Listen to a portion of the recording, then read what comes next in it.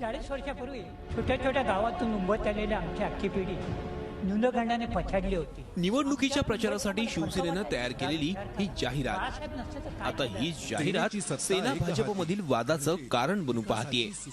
ही जाहिरात भाजपनं फक्त नाव बदलून जशीच्या तशी उचलल्याचा आरोप शिवसेनेनं केलाय. ही एक प्रकारे फसवणूक असल्याचं खासदार श्रीकांत शिंदेंचं म्हणणं आहे.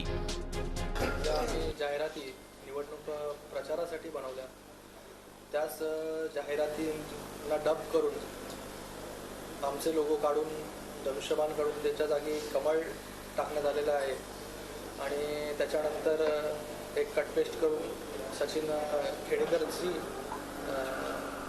जी क्लिप आहे ती जोडण्यात आलेली आहे. भाजपनं मात्र हा आरोप फेटाळून लावलाय. भाजपनं ज्या 4 जाहिराती केल्या त्यामध्ये ही जाहिरात नसल्याचा दावा भाजपनं केलाय. हा भाजपला बदनाम करण्याचा डाव असल्याचा आरोप आमदार रवींद्र चव्हाण यांनी केलाय. ॲडव्हर्टाइजमेंट चोरणं वगैरे या सगळ्या गोष्टी ज्या आहेत त्या काही भारतीय जनता पार्टीसारखा पक्ष कधीच करणार नाही, यात काही शंका नाही.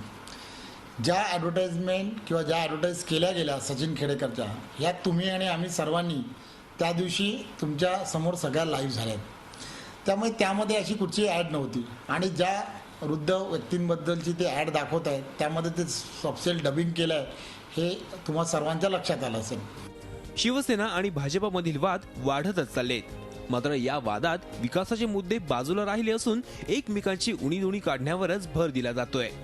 त्यामुळे कल्याण डोंबिवलीतील जनतेत दोन्ही पक्षांबाबत काहीसा नाराजीचा सूर दिसतोय. विशाल वैद्य, झी मीडिया, कल्याण. झी 24 तास रहा एक पाऊल पुढे.